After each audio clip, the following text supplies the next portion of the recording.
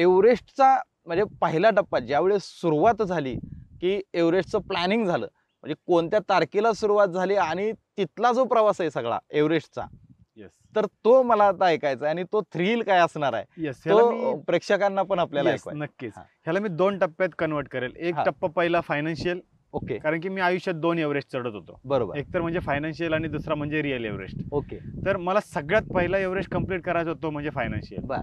तर मी 2022 मध्ये माझ्या गुरूंबरोबर मीटिंग केली आणि त्यांना मी फायनल सांगितलं की सर मला आत्ता एव्हरेस्टला जायचंय. बर. सरांनी मला सांगितलं की तू कसं काय पैशांचं वगैरे हे खूप भयानक आहे, म्हणजे एवढे पैसे गोळा करून सुद्धा तू जिवंत येशील का नाही माहित नाही, तुला पैसे कोण देतील. अच्छा. पण मला एक विश्वास होता की इथून मागे हं. मी 2014 सालापासून प्रोफेशनली या क्षेत्रात आल्यापासून माझं ह्या क्षेत्रातलं कष्ट प्रामाणिक होतं आणि मी या क्षेत्राशी कटिबद्ध होतो. बर. मला असं नाही वाटत की मी या क्षेत्रामध्ये कुणाला फसवलं म्हणून. बरोबर. आणि त्यावेळेस जर मी स्वतःला प्रत्येक वेळेस असं म्हणायचो, जर समजा मी कुणाला फसवलं असेल ना हां. तर 100% देव मला शिक्षा देईल. अपयश येईल तर किंवा- त्यामुळे मी नेहमीच या क्षेत्राशी प्रामाणिक राहिलो. 2022 मध्ये मी डिक्लेअर केलं की मी आता एव्हरेस्टला चाललोय आणि मला क्राऊड फंडिंगची गरज आहे. ओके. कारण की माझ्याकडे स्वतःकडे पैसे नव्हते. ऑलरेडी माझ्याकडे 2 ते 3 लाख रुपये माझ्यावर कर्ज होतं. कर्ज होतं. पहिलं. हां. त्याच्यामध्ये 35 लाख रुपये उभे करायचे होते. हं. तेवढी सोपी गोष्ट नव्हती. बरोबर. तर त्यावेळेस मला पैसे मागायचे कसे हं. हे स्वतःला तयार करण्यासाठी 7 महिने गेले. ओके. कारण की आयुष्यात कधी कोणाकडे माहिती नाही. मित्र म्हणतात अरे 5,000 टाक, 10,000 टाक अकाउंट मागायचे कसे आणि कशासाठी मागायचे ते कशासाठी पण मागायचे? महत्त्वाचं आहे. उसने मागणं म्हणजे तुम्ही परत देणार आहे. हां. तुला काय "ए, ठीक आहे रे काय देतो बाबा थांब जरा 2 हां. दिवसांनी देतो." हा भाग बरोबर. वेगळा आहे. पण हे माहिती आहे ना ह्याला दिल्याच्या नंतर परत येणारच नाही अगदी आपल्याला. आपण पैसे देऊन हा मिळाला तिकडे तर काय करणार? हां. म्हणजे तेच ना. हा पण विषय होता. त्यामुळे ते मन तयार करण्यासाठी मला 6 ते 7 महिने गेले. अच्छा. शेवटी सप्टेंबर ऑक्टोबरमध्ये माझं मन कुठेतरी तयार झालं. माझं टार्गेट अचिव्हमेंट जवळ येत गेलं. मी किशोरदादा धनकुडे आणि माझे गुरु सुरेंद्र शेळके यांच्याबरोबर बसलो, पूर्ण प्लॅन केला. प्लॅन इथपर्यंत झाला की मी एव्हरेस्टच्या टॉपला कधी असणार आहे, बर. माझी डेथ तारीख काय असेल हां. आणि मी भारत कधी सोडेल, माझी काठमांडूला जाऊन खरेदी कधी होईल, बर. त्यानंतरनं माझा ॲक्लोमडाईज किती दिवस चालेल ओके. आणि हा सगळा प्री प्लॅन म्हणजे प्रॉपर तो ड्रॉइंगवर आला. बर. सगळा ड्रॉइंगवर आल्याच्या नंतरनं मग आता राहिलेल्या कालावधीमध्ये मला फंडिंगसाठी किती वेळ द्यायचा आहे आणि वर्कआउटसाठी किती वेळ द्यायचा आहे, इथून मागे केलेलं वर्कआउट किती कामी येणार आहे, हां. हा सगळा शेड्यूल पूर्ण रेडी झाला. बर. त्यानंतरनं पैसे मागायला सुरुवात केली. खूप पळालो, खूप चित्रविचित्र अनुभव आले. लोकांनी लायकी काढून पण हाकललं. 10-10, 20-20 वेळा येऊन नंतरनं शेवटच्या टप्प्यात 1 रुपयाचीही मदत नाही केली. अच्छा. करोडोच्या गाडीमधनं फिरायचे पण साधा 1 रुपया पण दिला नाही. आणि ज्यांची म्हणजे एक वेळ खाण्याची प्रॉब्लेम होती, भ्रांत आहे. परिस्थिती विचित्र होती, हं. अशा लोकांनी पण मला मदत केली. हां. त्यात माझा एक मित्र प्रसाद दादा म्हणून आहे, तर त्यांनी मला स्वतः ऑलरेडी कर्जबाजारी आहे पण तो माझ्याबरोबर फिरून सुद्धा, ही नावं मी प्रामुख्याने का घेतो का, कारण की माझ्या आयुष्यामध्ये ह्यांचा लाख मोलाचा वाटा आहे. बरोबर. आज जर अगदी समजा खरं आहे. ते नसते तर मी 100% सांगतो माझा आज तुमच्या समोर जो लहू दिसतोय ना, तो लहू एव्हरेस्टवीर म्हणून दिसलाच नसता. अगदी खरं आहे. त्यामुळे तेच आहे. तर प्रसाद दादा माझ्याबरोबर 2 महिने माझ्या घरात टळ ठोकून होता. बर. म्हणजे तो म्हणला मी पैसे देऊ शकत नाही पण मी मदत करू शकतो ना, अच्छा, वेळ देऊ शकतो. वेळ देऊ शकतो. अगदी त्यांनी खरं. वेळ 2 महिने सकाळी उठायचं, बोल म्हणायचं आज काय, आज कुठायचं, लिस्ट काढायचं, मग आम्ही इथे फिर तिथे फिर, ह्याच्याकडे जा त्याच्याकडे जा. हां. आणि मग त्यांनी मला खूप सारी मदत गोळा म्हणजे ज्यांची इच्छा होती ना हां. त्यांनी मला मदत केली सगळ्यांनी. ओके. काही जणांनी स्पष्ट सांगितलं आता मी तुला फायनान्शियल मदत नाही करू शकत हं. पण मी तुझ्यासाठी, म्हणजे हं. काही लोक असे माझ्याकडे असे पण आज व्हिडिओ आहेत हं. की माझ्यासाठी त्यांनी माझं सक्सेस व्हावं हं. म्हणून ते त्यांच्या घरामध्ये सत्यनारायणाच्या पूजा घातल्यात. अरे वा. इथ लेवलचं लोकांचं प्रेम होतं माझ्याबरोबर. कसे बसे शेवटच्या टप्प्यात मला 9 लाख रुपये कमी पडले, पैसे गोळा झाले. म्हणलं आता ठीक आहे, तिथे गेल्याच्या नंतर ना एजन्सीला सांगूयात की आल्याच्या नंतर पैसे देतो म्हणून. बर. मी फायनली इथून पुण्यातून निघालो, हं. मुंबईला गेलो, मुंबईवरनं एअरपोर्टने मी नेपाळला गेलो, काठमांडूमध्ये माझं पूर्णपणे खरेदी वगैरे झाली आणि आम्ही इंडियन 8 जण होतो. तिथे बर. गेल्याच्या त्या एजन्सीकडनं आम्ही एकत्र भेटलो बर. आणि इंटरनॅशनल 4 लोक होतो. बर. त्यांनी सगळ्यांना पुढे पाठवून दिलं. माझ्याकडे 9 लाख रुपये कमी होते म्हणून मला त्यांनी थांबवून ठेवलं. बर. अरे बापरे. आता बाकीच्यांना जाऊन 4 दिवस झाले आणि मला 5व्या दिवसापर्यंत पण माझे पैसे नाही. 6व्या दिवशी तोपर्यंत मी फोन बिन चालू होते. जी माझी टीम आहे आत्ता, हं. त्या टीमचा तेवढाच भाग आहे. ते म्हणले की दादा तू फक्त तिकडे फोकस कर, बर. आम्ही इकडे काय ते बघतो. अच्छा. त्यांनी इकडनं तिकडनं उसने पासने घेऊन 9 लाख रुपये गोळा करून 6व्या दिवशी त्यांनी त्या एजन्सीच्या अकाउंटला ट्रान्सफर बर. केले बर. आणि नंतर तोपर्यंत बाकीचे लोक पुढे सगळे पुढे गेले. अच्छा. मी मागे म्हणजे राहिलो. पैसे कमी पडले म्हणून मागे राहावं लागलं. त्यांनी सांगितलं जोपर्यंत तुमचे पैसे येत नाही तोपर्यंत आम्ही तुम्हाला पुढे सोडणार नाही. अच्छा. मग बर. ते पैसे सगळं म्हणजे 9 लाख रुपयाचा डोंगर झाला कर्जाचा. बर. आणि हे म्हणलं त्यांनी फक्त म्हणतात ना की तू फक्त लढ म्हण, हा. असे कोणतरी म्हणायला पाठीमागे होते. बायकोचा फोन आला की ते म्हणले ठीक आहे आम्ही इकडे अरेंजमेंट करतो, तुम्ही टेन्शन घेऊ नका. आणि कदाचित देवाच्या मनात असेल म्हणून खूप सारे इकडनं लोकांकडनं पैसे उसने घेतले. बर. आणि मग ते फायनल त्यांना ती अमाऊंट गेली. हा. मग माझा जर्नी झाली काठमांडूवरनं आम्ही विमानाने लुकलाला गेलो. हा. लुकलावरनं मग आमचा ट्रेक चालू झाला. लुकडावरनं मग आम्ही आलो ह्याला पोचलो, नामचे बाजारला पोचलो 2 दिवसानंतर. हा. नामचे बाजारला 2 दिवस रेस्ट. मग लोबुचेला पोचलो. लोबुचेवरनं मग आम्ही बेस कॅम्पला पोचलो. असे आमच्या 7-8 दिवसाची ती जर्नी होती सगळी. हा. ती जर्नी करत आम्ही एव्हरेस्ट बेस कॅम्पला पोचलो. एव्हरेस्ट बेस कॅम्पला पूर्णपणे तिथले जे लामा वगैरे असतात त्यांच्या नेतृत्वाखाली ती मोठी विधिगत त्यांची पूजा होते. बर. त्यानंतर आपण तोपर्यंत आपण मेन माउंटेन म्हणजे कुठं बेस कॅम्पला पूजा असते? बेस कॅम्पला पूजा असते. बर. पूर्ण विधिगत म्हणजे खूप 3-4 तास ती पूजा चालते. अच्छा. म्हणजे त्यांचे ते रूढी परंपराप्रमाणे ते सगळं विधी करतात. ओके. फार म्हणजे दारू पासून मोमोज पासून सगळी पूजा दाखवली जाते. बर. जो माणूस खातो ते सगळं, बर. तिथं आपले जे काही गिअर आहेत त्यांची सगळ्याची पूजा केली जाते. खूप मोठी पूजा होते ती. बर. बर. आणि त्या खूप मानतात माउंटेन मध्ये, खूप मानतात. म्हणजे ती पूजा करून एव्हरेस्ट चढायला सुरुवात? नाही, ती पूजा झाल्याशिवाय माउंटेन मध्ये घुसायचं नाही. म्हणजे अच्छा. हा, हा. हा. म्हणजे पहिलं जसं आपल्याकडे राखी पौर्णिमेला हा. सोन्याचा नारळ दर्यात टाकल्याशिवाय हो. समुद्रात बोटी जात सोडत नाहीत. नाहीत. अगदी तसं खरं. प्रकारे ही पूजा केल्याशिवाय पुढे माउंटेन मध्ये घुसायचं नाही. मग ती पूजा झाली त्यानंतर पुन्हा आम्ही डाऊन आलो खाली. हा. लोबूच्या म्हणून एक छोटा 6100 मीटरचा माउंटेन आहे, तो हा. आम्ही क्लाइंब केला. हा. तिथून पुन्हा लोबूचेला आलो. मग बेस कॅम्पला आलो, तिथे रेस्ट. मग आमचं रोटेशन चालू झालं. कॅम्प 1 ला जा, पुन्हा खाली या, कॅम्प 2 ला जा. म्हणजे तिथं परत प्रॅक्टिस हो. अच्छा. बॉडी अक्लमडाईज म्हणजे तुम्ही हाय अल्टिट्यूडला जाणं, त्या अल्टिट्यूडला आपण जसं जातो. ओके. जर आपण डायरेक्ट जायचं असतं तर मग मी काठमांडूवरनं हेलिकॉप्टरने बेस कॅम्पलाच गेलो असतो. ओके. पण जर समजा आपण असं गेलो तर आपण तिथं जगू शकत नाही. बर. बॉडी अक्लमडाईज होणं खूप गरजेचं आहे. अच्छा. म्हणजे जेवढा फिजिकल फिटनेस इकडे आपण केलेला आहे त्याचा सगळा तिकडे उपयोग होतो. मग वर जा खाली ये हे रोटेशन चालू असतात. बर. ह्याच्यामध्ये आपले 35, 40, 50 दिवस जातात. बर. शेवटचं रोटेशन असतं की ज्यावेळेस आपण बेस कॅम्पवरनं कॅम्प 2 ला जातो, कॅम्प 2 ला स्टे करतो, एक दिवस कॅम्प 2 ला राहतो, तिथून कॅम्प 3 ला जातो, 3 ला टच करतो, पुन्हा कॅम्प 2 ला येतो, कॅम्प 2 ला येऊन एक दिवस रेस्ट करतो आणि मग बेस कॅम्पला येतो. बर. मग आपले रोटेशन सगळे संपून जातात. अच्छा. आपली बॉडी अक्लमडाईज होते. हा. त्यानंतर मेन वाट पाहतो आपण वेदर विंडो. बर. ज्यावेळेस वेदर विंडो ओपन असते त्यावेळेस आपण समिटला जातो. ओके. हा. ज्यावेळेस आपल्याला सिग्नल येतो की आता वेदर विंडो क्लिअर आहे. हा. आणि जेवढी वेदर विंडो जास्त मिळते तुम्हाला, म्हणजे कधी 8 दिवसाची भेटते, कधी 10 दिवसाची भेटते, कधी 5 दिवसाची भेटते, कधी 2 दिवसाची भेटते. ओके. जेवढ्या कमी वेदर विंडो भेटेल तेवढा रिस्क जास्त असते. अच्छा. का? कारण की तुमच्याकडे अटेम्प्ट मारायला चान्स कमी असतात. हा. आणि त्याच वेळेस बाकीचे पण जे आलेले ऑल वर्ल्ड मधनं क्लाइंबर आहेत ते एकाच वेळेस क्लाइंब करायला सुरुवात करतात आणि ट्रॉफिक जाम होण्याचे चान्सेस असतात. बर. तुम्ही जर सर्च केलं गुगलला वगैरे तर हा. ह्या वर्षी तुम्हाला समजेल की 2023चं सगळ्यात खराब वातावरण 2023ला राहिलं. बर. फायनली ह्या सगळ्या पूजा वगैरे झाल्या, आमचं सगळं रोटेशन झालं. आम्ही वेदर विंडोची वाट बघत होतो. फायनली वेदर विंडो ओपन झाली. एक विंडो होती 17 ते 19 या रेंजमध्ये आणि एक होती 22-23 ला. अच्छा. तर त्याच्यामध्ये पहिल्या टप्प्यामध्ये आमच्याबरोबर जे 4 इंटरनॅशनल क्लाइंबर होते त्यांनी समिट पुश घेतला. बर. आणि आम्ही दुसऱ्या सेकंड वेदर विंडोला जाणार होतो. आम्ही ज्या वेळेस ते वर पोहोचले त्यांची अपडेट जे शेर्पा त्यांच्या वॉकीटॉकीच्या थ्रू आम्हाला मिळत होती. ओके. ज्या रात्रीला आम्हाला समिट पुशला निघायचं होतं त्या दिवशी इंटरनॅशनल जी टीम होती त्यांचं समिट होतं. जे आम्ही खालून निघणार होतो आणि ते सबमिट करून खाली येणार होते. आम्हाला निघायचं रात्री 9:30-10 वाजता. आणि दुपारी काहीतरी कॅम्पमध्ये हालचाल चालू झाल्या की आमच्याबरोबर जो इंटरनॅशनल क्लाइंबर होता ऑस्ट्रेलियन तो गेला, अशा बातम्या कळायला लागल्या. त्याला मेडिकल इश्यू चालू झालेत वगैरे डिसेंड करताना. नंतर कळालं की यार तो गेला म्हणजे एक्सपायर झाला. त्यावेळेस आमचं प्रेशर भयानक वाढलं. ऑलरेडी आम्ही ज्या टेरेनमध्ये होतो त्या टेरेनमध्ये आम्ही 50 दिवस कसलं झाड बघितलं नाही, फक्त बर्फ आणि दगड, दुसरं काय. आणि आम्ही काय 4-5 चेहरे असतील, 15-20 चेहरे तिथं होते, त्या शेर्पा आम्ही आमच्या एकमेकांचे. ह्याच्या व्यतिरिक्त आम्ही दुसरं काय पाहिलंच नव्हतं. कसला प्राणी नाही, हिरवळ नाही, झाडं नाही, काय नाही, कंटिन्यू सह्याद्रीत राहणार आहे. आणि त्यातूनही ही बातमी आली की खाली वातावरण वेगळं आहे, मधल्या कॅम्पला वेगळं आहे, वरती काहीच आहे.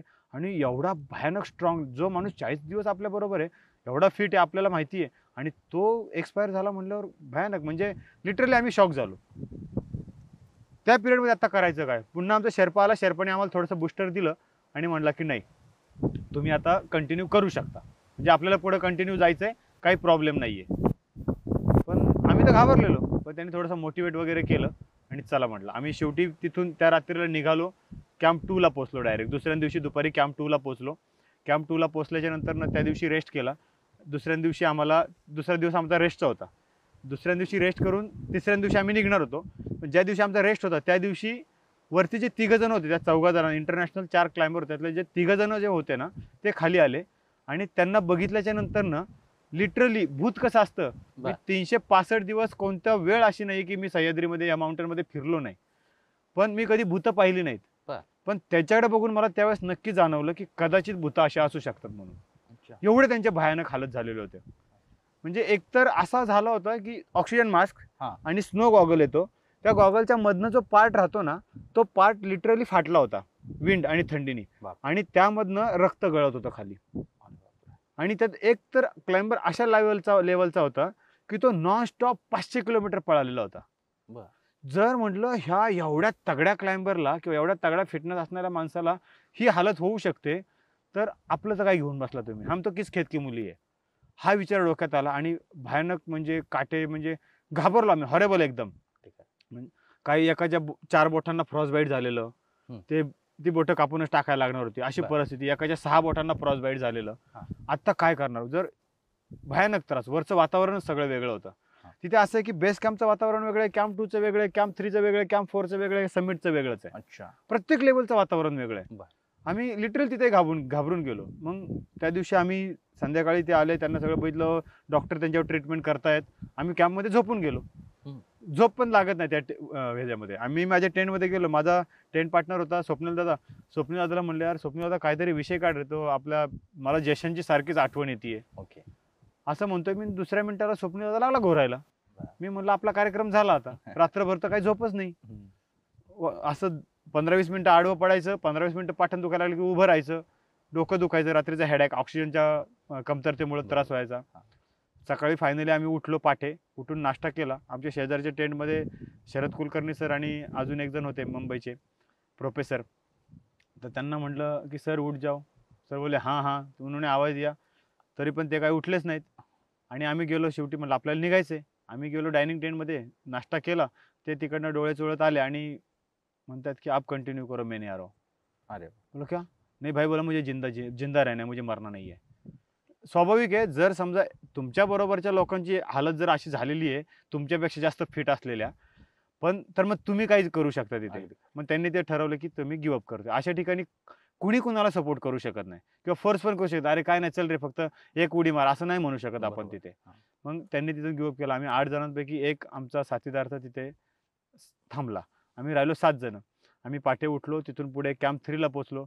कॅम्प 3ला जो कॅम्प 3 आहे तो असा 75 ते 80 डिग्रीच्या उतारावा लागतो. तिथं प्रॉपर असं आपण शेताच्या ज्या डोंगर उतारावर ज्या शेती करतो पट्ट्या चर खणून, तशा प्रकारे ते कॅम्प लावावं लागतात. आणि तिथे मग आम्ही ऑलरेडी शेर्पांनी टेंट सेट केलेले होते. आम्ही तिथे गेलो, तिथे थांबलो वगैरे. तिथून पुढे म्हणजे कॅम्प 2 सोडल्याच्या नंतर ना आम्हाला अन्न नावाचा प्रकार आमच्या पोटामध्ये नाही. आमच्या बॅगेमध्ये होतं, पण आपण ते खाऊ शकत नाही. तुमच्या बॉडीवर एवढ्या वेगळ्या प्रमाणात परिणाम झालेला असतो की तुम्हाला जरी अन्न जरी असं दिसलं तरी ओमिटिंग आल्यासारखं होतं, उलटी आल्यासारखं होतं. हे सगळे अल्टिट्यूडचे परिणाम असतात. आणि फायनली आम्ही कॅम्प 3ला त्या रात्रीला तिथं झोपलो आणि पाटे शेर्पाने सांगितलं की इथून पुढे आपल्याला मूव्ह करायचं म्हणून, पाटे उठून परत. तर ती रात्र पण अख्खी झोपूनच फक्त तिथं सूप पेलं आणि पाटे उठलो. पण ज्या वेळेस मी कॅम्प 2 सोडला होता त्यावेळेस मी माझा म्हणतात ना टॉप गिअर तो टाकला होता. इथून मागे मी सगळ्यांच्या मागे होतो बेस कॅम्प पर्यंत.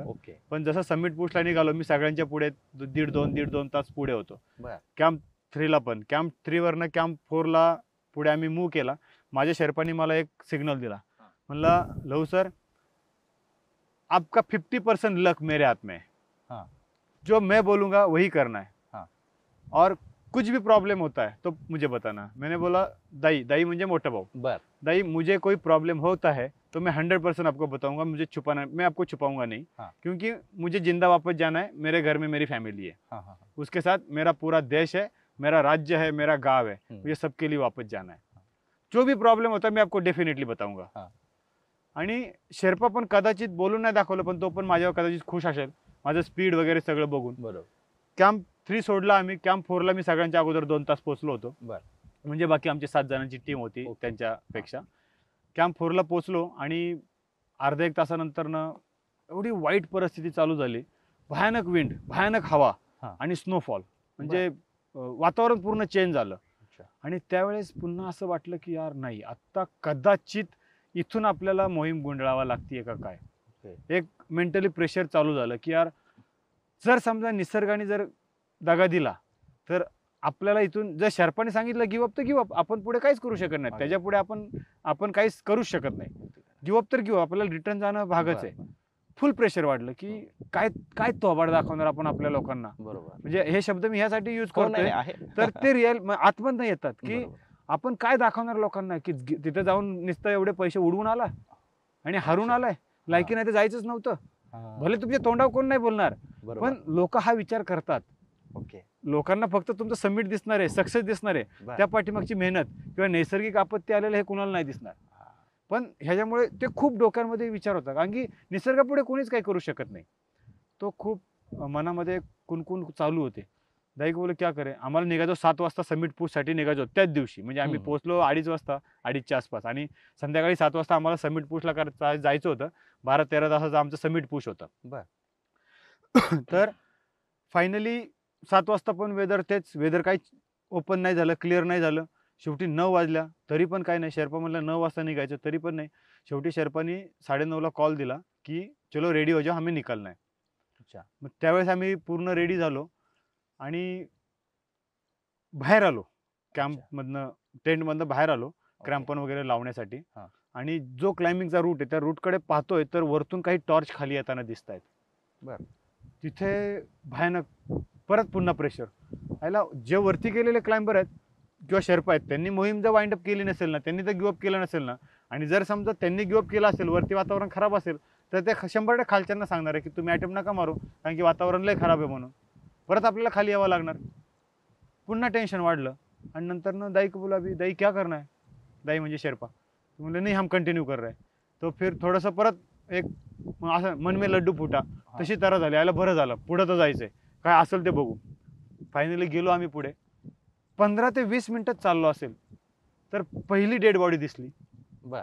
मग शेर्पा बोला, दाई ये बंदा यहाँ पे सोया है. नहीं बोला, ये डेथ हुआ है. बोला क्या बोले. हाँ. बोला हाँ. बोला जो ऊपर से जो रिटर्न आने वाले टॉर्च दिख रहे थे ना, वो शेर्पा तो इसको खींच के लेके नीचे आ रहे थे. तो कॅम्प 4 मध्ये त्या पहिली डेड बॉडी दिसली. आणि तिथून पुढे मग बाकीचं सगळं जर्नी चालू झाली. माझे जे ग्लोव्ज वगैरे होते, -40च्या आसपास टेम्परेचर असेल, आणि तिथून शेर्पाने सांगितलं हे ग्लोव्ज मला विचारल्याशिवाय बिलकुल काढायचे नाहीत, मिटवून अजिबात काढायचे नाही.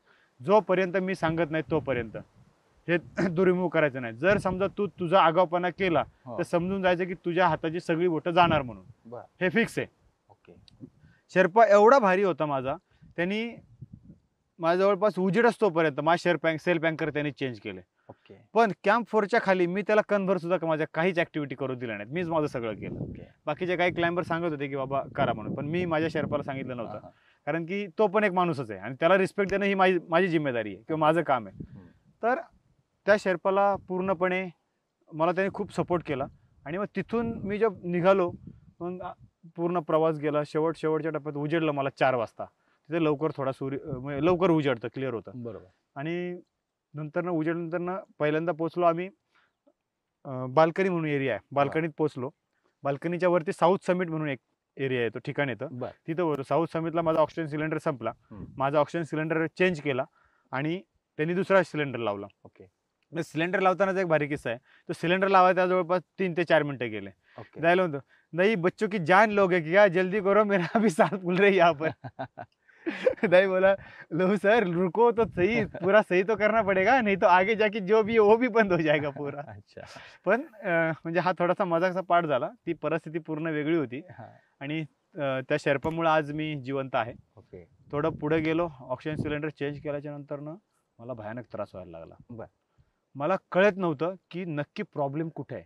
प्रॉब्लेम माझ्यात आहे का मास्क सिलेंडर ऑक्सिजनमध्ये प्रॉब्लेम बर. आहे. कारण की एवढ्या अल्टिट्यूडला मी पहिल्यांदा आलो होतो. बर. इथून मागे मी हिमालयात ट्रेक केले होते किंवा हिमालयात एक्सपिडिशन केले होते, त्या हाईटचे नव्हते केले. मलाच कळेना की माझ्यात प्रॉब्लेम आहे का ऑक्सिजन मास्कमध्ये प्रॉब्लेम आहे. मी शेर्पाला सांगितलं असं असं होतंय म्हणून, मला ऑक्सिजनचा त्रास होतोय. नाही बोला कुछ नाही, नॉर्मल आहे. थोडं पुढं गेलो, हे असं मला जवळपास आहे ना म्हणजे 20-25 वेळा असं झालं असेल कमीत कमी. माझा मास्क मध्ये मध्ये बंद पडायला लागला. माझं डोकंच चाललं की नक्की होतंय काय. ओके. शेवटच्या टप्प्यात एकदा दाईला म्हणलं, दाई अपना एक्स्ट्रा ऑक्सीजन मास्क वो किधर है, ये मास्क बार बार बंद हो रहा है. दाईला वाटलं की मला त्रास होतोय म्हणून मी त्याला तसं म्हणतोय. बरोबर आहे, स्वाभाविक आहे त्याचं पण, कारण की त्याला माझ्या शेर्पाच्या 3 वेळा ऑलरेडी एव्हरेज झालेला आहे. त्यामुळे त्याला अनुभव होता. आणि नंतर ना तो बोला, मैं दाई अपना एक्स्ट्रा ऑक्सीजन मास्क जो है वो किधर है. तो बोला नहीं वो मैं कैंप 4 में ही छोड़ के आया. मैं बोला अभी मैं तो पूरी तरह से चेकमेट हो गया, अभी मैं कुछ कर ही नहीं सकता. क्योंकि जो एक्स्ट्रा जो होता तो नाही आपल्याकडे आता. जे काय ते ह्याच्यावरच आहे. शेवटच्या टप्प्यात गेलो, हिलरी स्टेप म्हणून येतो वरतून खाली. तिथे गेल्याच्या नंतर ना मला भयानक त्रास झाला. एवढा भयानक त्रास होत होता की माझं ऑक्सिजन मास्क जवळपास 1.5-1.5, 2-2, 3-3 मिनिटासाठी बंद पडायचं. असं 3 ते 4 वेळा झालं. आणि म्हणजे अशी जीवघेणी परिस्थिती होते त्यावेळेस मग काय आठवतं? म्हणजे त्यावेळेस एवढा भयानक त्रास होतो ना की असं दिसतं समोर की बास संपलं आपलं आयुष्य, जग सगळं संपलं, ह्याच्या पुढे आता काहीच नाहीये. आपण इथेच मरणार आहोत. तुमचं मरण तुम्हाला समोरच आहे. तुम्ही मरणार हे 100%. 100% मरणार एवढं दिसतंय. एवढा त्रास म्हणजे असं वाटतं की ह्या छाताडतून फुटून काळीच बाहेर येतं का काय. एवढा भयानक त्रास. शेवटच्या टप्प्यात खूप त्रास झाला आणि फक्त 60 मीटर राहिलं होतं. आणि 60 मीटर जाण्यासाठी मला कमीत कमी 1 ते सव्वा तास लागणार होता. 60 मीटरसाठी. आणि त्यावेळेस मी असं ठरवलं की लहू बस आता इथून आपल्याला रिटर्न जायचंय. कारण की माझा ऑक्सिजन मास्क सारखा बंद पडतोय. माझ्याकडे दुसरा ऑक्सिजन मास्क नाहीये. रेग्युलेटर 2 रेग्युलेटर होते, पण रेग्युलेटर तर माझा चांगला आहे, पण मास्क नाहीये माझ्याकडे. मग शेवटी म्हणलं नाही. तर पुन्हा विचारांची कालवा चालू झाली डोक्यामध्ये की पुन्हा तेच विचार. इथून जर समजा तू रिटर्न गेला तर लोकांना काय उत्तर देशील, तुझ्या फॅमिलीला काय सांगशील, की तू हरलास म्हणून सांगशील, ज्यांनी तुला 1 रुपया मदत केली आहे त्यांना तू काय उत्तर देशील. लाखो रुपये लोकांनी पैसे परत देण्यासाठी नाही सांगितलं. बरोबर. तुला लोकांनी पैसे परत देण्यासाठी नाही दिलेले, तुझं सबमिट व्हावं, सक्सेस व्हावं म्हणून दिलेले आहेत. हा सगळा म्हणजे एक बाजू अशी होती की तू स्वतःला पुश कर, पुढे जा. दुसरी बाजू अशी होती, अरे जगलास तर तू पुन्हा 35 लाख नाही, 70, 80, 90 लाख रुपये खर्च करशील. अगदी खरं. पण जगलाच नाहीस तर काय. दोन्ही विचारांची कालवा चालू होती. त्यावेळेस ठरवलं की नाही लहू आता तुला इथून रिटर्न फिरायचंय. मी तो विचार फायनली केला की 60 मीटरसाठी. 60 मीटरसाठी आणि तिथून तुला रिटर्न फायनल फिरायचंय. आणि त्याच वेळेस ते मला बोलताना खूप छोटं वाटतंय 60 मीटर म्हणजे, पण ते 60 मीटरसाठी कमीत कमी मला 1 ते सव्वा तास लागणार होता. आणि तिथून एवढा भयानक त्रास व्हायला लागला होता. मी शेवटी डोळे मिटले आणि शांत मान खाली घातली आणि 3 वेळा छत्रपतींचं नामस्मरण केलं. छत्रपती ताकद द्या, छत्रपती ताकद द्या, छत्रपती ताकद द्या. माझा ऑक्सिजन मास्क पुन्हा चालू झाला, जो बंद झाला होता तो. त्यानंतर मला कळालं माझ्या ऑक्सिजन मास्क मध्ये काय प्रॉब्लेम झालाय. मी तो मास्क माझा बंद पडू दिला नाही समिटपर्यंत. समिटला शेवटी मी सकाळी 8:30 23 मेला 2023ला मी एव्हरेजच्या स्टॉपवर होतो. आणि मी महाराष्ट्रातला सगळ्यात पहिला असावा. मी 100% त्याच्यावर शिक्का नाही मारू शकत, कदाचित मला त्याचा अभ्यासही कमी असेल. छत्रपती शिवाजी महाराजांची मूर्ती मी त्या शिखरावर घेऊन गेलो आणि एव्हरेस्टवर. तिथे गेल्याच्या नंतर ज्यांनी मला मदत केली सगळ्यांचे मनापासून आभार मानले. मी भारताचा फ्लॅग काढला, त्या फडकावला. त्यानंतर भगवान याला होता तो फडकावला. ज्यांनी 2 माझे मोठे स्पॉन्सर होते, पुनीत बालन ग्रुप आणि MQR फार्मा इंडस्ट्री, त्यांचे फ्लॅग काढले, त्यांना मनापासून धन्यवाद दिले. आणि तिथून मग जवळपास फोटोशूट केला. जे काही एव्हिडन्स लागतात त्यांच्या एजन्सीला देण्यासाठी नेपाळ गव्हर्नमेंटच्या, ते सगळे गोळा केले. शेर्पांनी खाली कॉल देऊन सांगितलं की 8:30 Indian first climber as a summit mount Everest. आणि तिथून मग ती बातमी काठमांडूला आली. काठमांडूवरनं मग इकडं पूर्ण राज्यात आणि भारतात पसरली, स्प्रेड झाली.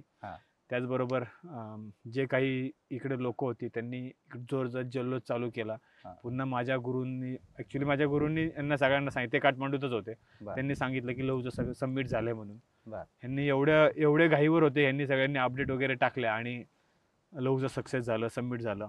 आणि सरांनी फोन केला आणि मुलांना पुन्हा झापलं. हा. गुरुजी एक दूरदृष्टी म्हणतो आपण ती. हो हो हो. त्यांनी सगळ्या मुलांना झापलं आणि सगळ्या पोस्ट वगैरे डिलीट करायला सांगितल्या.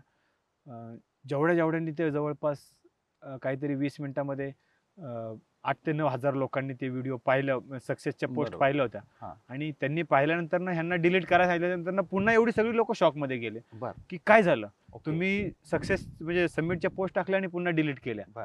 तर ते म्हणले नाही, की सगळं सुखरूप आहे, सगळं व्यवस्थित आहे, फक्त जोपर्यंत खाली येत नाही तोपर्यंत आम्ही थांबलोय. ओके. म्हणजे ह्यांना जवळपास नुसते फोनवर फोन आणि मेसेज चालू झाले की काय झालं म्हणून. हा. तर पुन्हा खाली रिटर्न जर्नी चालू झाली. मला खरा गेम हे विचारायचं, हा मला तेच विचारायचं होतं की मी असंही ऐकलंय की एव्हरेस्ट चढत असताना जेवढा चढणं अवघड आहे कदाचित त्याच्यापेक्षा उतरणं पण अवघड आहे. म्हणजे हे खरं आहे का? अगदी खरं हा. आहे. चढताना आपण आपला जेवढा काही ताकद, मी सुरुवातीला सांगितलं की मी शेवटची जी पुश करणार होतो, कारण की माझी जेवढी एनर्जी होती ती मी सगळी लावली होती. बर. पण माझं टार्गेट फक्त सबमिट होतं. बर. पण उतरताना माझ्याकडे एनर्जीच नाही राहिली तर काय करणार. ओके. आणि हे बऱ्यापैकी सगळी लोक विसरून जातात. बर. आणि त्या अल्टिट्यूडला गेल्याच्या नंतर तुमच्या मेंदूवर खूप वेगवेगळ्या प्रमाणात परिणाम होतात. ओके. वेगवेगळे परिणाम झाल्यामुळे तुम्ही त्याच्या वेगवेगळ्या आजारांना सामोरे जाता. बर. आणि हे खूप भयानक आहेत. म्हणजे इथे डोकं दुखणं नॉर्मल अल्टिट्यूडला आणि तिथे डोकं दुखणं हा फरक आहे. ओके. तर त्यावेळेस उतरताना चालू झालं. पण मी काही माझं जसं तुम्हाला सुरुवातीला म्हटलं की माझे प्लॅन केले होते मी, हा, की माझं सबमिट कधी असेल आणि मी कसं असेल, तसा माझा रिटर्नचा पण प्लॅन होता बर. की मी किती वेळामध्ये कधी मला कॅम्प 2 ला पोहोचायचंय हा. हे ठरवलं होतं मी. मला ओके. काही करून सबमिट झाल्याच्या नंतर त्याच दिवशी मला कॅम्प 2 ला पोहोचवतं, कारण camp 2 is a safe zone, जिथे करून मला सर्व रेस्क्यू मिळू शकतो माझा. म्हणजे बर. एमर्जन्सी तिथे डॉक्टर होता, तिथे बर. हेलिकॉप्टर येऊ शकतो होतं. बर. जर समजा मी तिथे पोहोचलो नसतो आणि जर वर राहिलो असतो, वर मी कॅज्युअलिटी जर झालो असतो तर मग मला प्रॉब्लेम होता. हा. मग हे सगळं झाल्याच्या नंतर मी सगळ्यात फास्ट 9 वाजता डिसेंट चालू केलं. वरतून रिटर्न टप्प्यात खाली आलो. येताना दिवसभरात सगळं आजूबाजूचं नेचर पाहत आलो. जवळपास 20-22 डेड बॉड्या पाहत आलो. हा. जी लोक मेलेली होती ते तिथं त्यांच्या बॉड्या पडलेल्या असतात. बर. ते खाली आणणं तेवढं शक्य नसतं. कॅम्प 2च्या वरचं रेस्क्यू खूप भयानक असतो, ओके. खूप अवघड असतो. खर्च पण खूप होतो. वरतून जर बॉडी खाली 52-55 लाखाच्या आसपास खर्च येतो. अरे बाप. त्यामुळे बऱ्यापैकी लोक आणत नाहीत. हा. काही असे पागल क्लाइंबर असतात, म्हणजे ध्येय वेडे असतात, हा. की ते सांगतात की नाही माझं काय कमी जास्त झालं तर माझी बॉडी आणू नका, तिकडेच ठेवा म्हणून, मला तिथंच राहू देत. हा. म्हणजे असे पण एक ध्येय वेडे आहेत या जगामध्ये. अशा लेवलचं मग मी डायरेक्ट कॅम्प 2 ला पोहोचलो संध्याकाळी 4:30 वाजता हा. सबमिट करून. हा.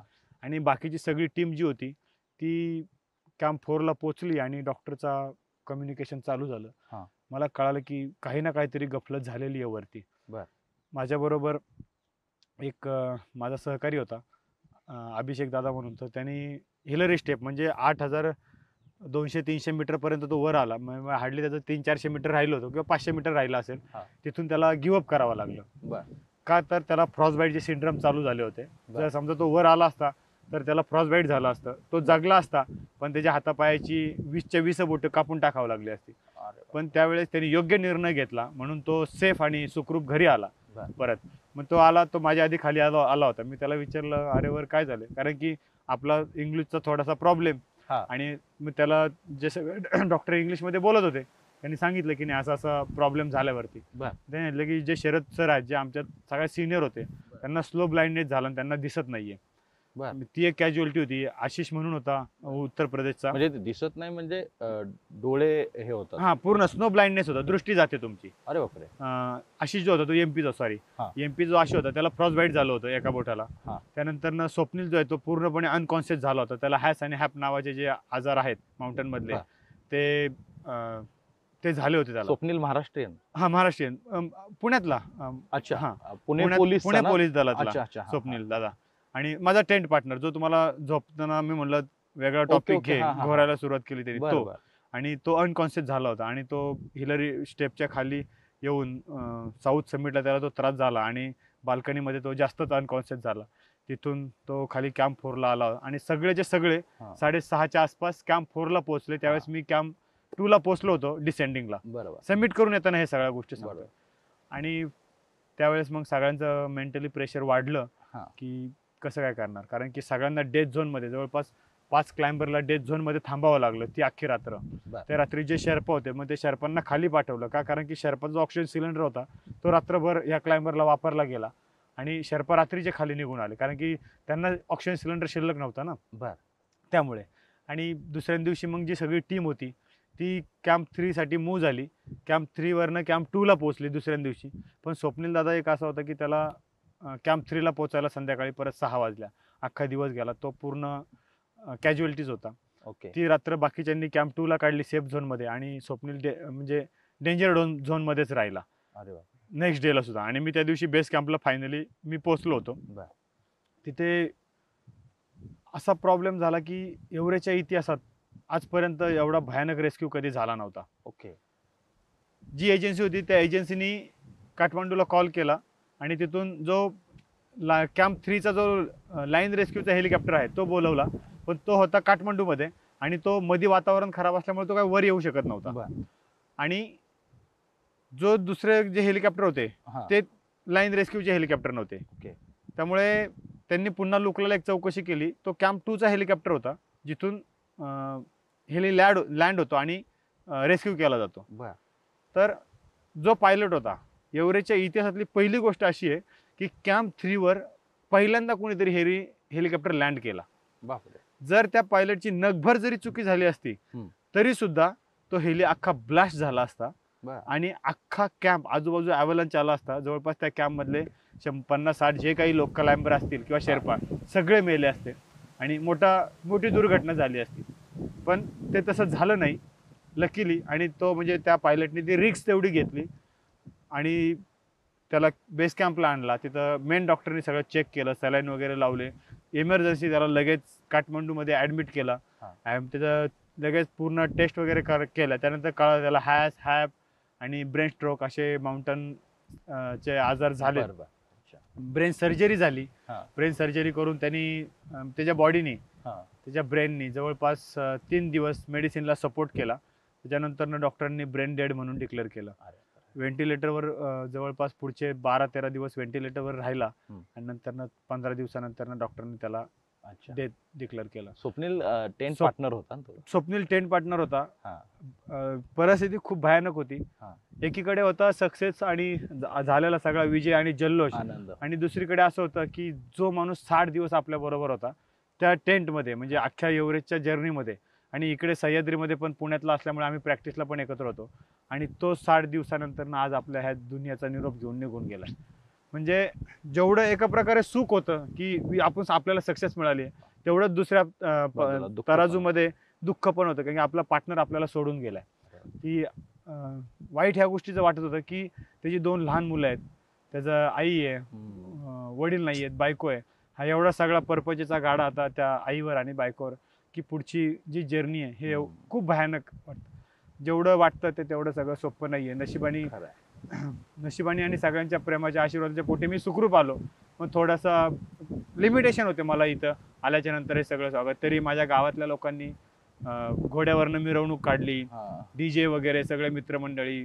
जवळपास 200 मीटर अंतर क्रॉस करायला माझ्या गावाच्या फाट्यापासून माझ्या घरापर्यंत गावकऱ्यांनी 3 तास घालवले. खूप मोठं जंगी स्वागत केलं.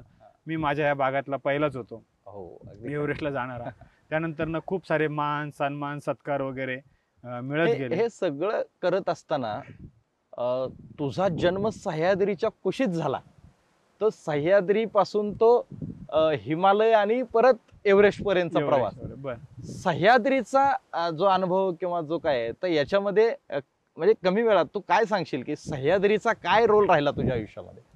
आज मी जे काही एव्हरेस्टचं जे सगळं सक्सेस आहे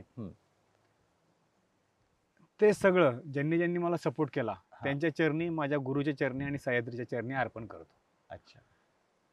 जर हा सह्याद्री नसता तर कदाचित मी एव्हरेस्टर झालो नसतो. मला एका ठिकाणी विचारण्यात आलं की पहिलं प्रेम हिमालय का सह्याद्री, तर माझं उत्तर होतं सह्याद्री. अगदी खरं. जर समजा सह्याद्रीच्या अंगा खांद्यावर जर मी खेळलो नसतो तर कदाचित त्याच्यामध्ये येणारे अडथळे किंवा प्रॅक्टिस आणि मेहनत ही तर सगळी मी सह्याद्रीतच केली. आणि लकीली महाराष्ट्रामध्ये सह्याद्री आहे आणि सह्याद्रीमध्ये सिंहगडाच्या कुशीमध्ये मी जन्म घेतलाय. मी सगळ्यांना सांगतो, बरोबर. जर समजा जगामध्ये एव्हरेस्ट करणारे सगळ्यात जास्त क्लाइंबर हे भारतात आहेत. बरोबर. भारतामध्ये सगळ्यात जास्त एव्हरेस्ट करणारे क्लाइंबर हे महाराष्ट्रात आहेत. महाराष्ट्रात सगळ्यात जास्त एव्हरेस्ट करणारे हे पुण्यात आहेत. आणि पुण्यामध्ये महाराष्ट्रामध्ये जेवढ्या लोकांनी एव्हरेस्ट केलाय ते सगळ्या प्रॅक्टिससाठी सिंहगडला आलेले आहेत. आणि मी जर समजा सिंहगडाच्या कुशीतच जन्म घेतलाय तर मग मला सांगा की मला तरी एव्हरेस्ट कसा काय चुकू शकेल. अगदी खरं आहे. हे एकदम सरळ उत्तर होतं. ही मुलाखत संपवण्याच्या अगोदर किंवा हे आपलं चर्चासत्र संपवण्याच्या अगोदर मला फक्त तुला एक प्रश्न विचारायचा आहे किंवा एक सल्ला तू काय देशील तरुणांना? अलीकडच्या काळामध्ये आत्ताचं जे जनरेशन आहे ते वेगवेगळ्या मार्गाने भरकटताना दिसतंय किंवा काय, तर ह्या सगळ्या तरुणाईला तू संदेश काय देशील? आत्तापर्यंत मी जर्नी माझी ऐकली सगळी. एकच सांगेल की शेवटच्या श्वासापर्यंत लढत राहा. ओके. लढल्याशिवाय काही भेटणार नाही. तुम्हाला फक्त माझी एव्हरेस्टची जर्नी दिसेल, पण प्रत्येक माणूस आपल्या आयुष्यामध्ये कोणत्या ना कोणत्या कसला ना कसल्या प्रकारचा एव्हरेस्ट चढतच असतो. तर त्यामुळे तुम्ही ज्या क्षेत्राची आवड आहे त्या क्षेत्रापर्यंत शेवटच्या श्वासापर्यंत लढत राहा. विजय आणि सक्सेस ही तुम्हाला 100% आहे. तुम्ही तुमच्या क्षेत्राबरोबर जर प्रामाणिक राहिलात तर तुम्हाला वेळ लागणार आहे. 2017 सालापासून 2023 साल जर मला एव्हरेस्टपर्यंत पोहोचायला लागू शकतं तर माझा व्हिजन आणि माझी दृष्टी लॉंगपर्यंत होती. तुम्ही तुमच्या क्षेत्रामध्ये सातत्य ठेवा, एक ना एक दिवस तुम्हाला सक्सेस नक्कीच आहे. खरं तर हा सगळा प्रवास तुझा ऐकल्याच्या नंतर आत्ताही माझ्या अंगावरती शहारे येत आहेत. हे सगळं तू वर्णन करत असताना तुझ्या एव्हरेस्टच्या मोहिमेचं त्याच्यामध्ये फक्त मन भारावून गेलं त्या स्वप्नीलच्या त्या प्रसंगानं. कारण इतक्या दिवस सोबत राहिलेला आहे आपला सखा सोबती, त्याच्याबरोबर आपण 60-60 दिवस घालवले असतात आणि तो आपल्याबरोबर परत येत नाहीत. कुटुंबाची तर नक्कीच वाताहत झाली. खरं तर ह्याला तर एक वेडेपणाच म्हटलं तर अजिबात वावगं ठरणार नाही. कारण 35-40 लाख रुपयाचा खर्च करायचा आणि आमच्या गावाकडे तर त्याला असं म्हटलं जातं की 35-40 लाख रुपये घालून माणसं मरायला कशाला तिकडे जातात, अशा पद्धतीचं हे असतं. परंतु ध्येय वेडा माणूस काय असतो हे तुझ्याकडे बघितल्यावर नक्कीच आम्हाला त्याची जाणीव होते. दुसरा एक अभिमान वाटतो की ध्येय वेडा माणूस जर सह्याद्रीच्या कुशीत जन्माला आला तर तो नक्कीच जग जिंकू शकतो. हे लहू उघडेंनी या निमित्तानं सिद्ध केलेलं आहे. त्यामुळं या सर्व महाराष्ट्रीयन प्रेक्षकांसाठी तुझा अनुभव सांगितला. निश्चित लोकांना हे आवडेल. कमेंट करून लोक आपल्याला त्याच्यामध्ये सांगतीलच. तर पुनश्च एकदा आभारी आहे. खूप वेळ दिला त्याच्याबद्दल या युट्यूब चॅनलच्या वतीनं तुझा मनापासून आभार आहे. तर मंडळी, लहू उघडे यांचा एव्हरेस्टचा प्रवास आणि त्यांनी जे एव्हरेस्टवरती आपल्या भारताचा झेंडा लावला हे सगळं त्यांच्या तोंडून ऐकलं. त्याबद्दल तुम्हाला काय वाटतं हे तुम्ही नक्की कमेंट करून कळवा. त्याचबरोबर आपला चॅनल लाईक करा, सबस्क्राईब करा. धन्यवाद.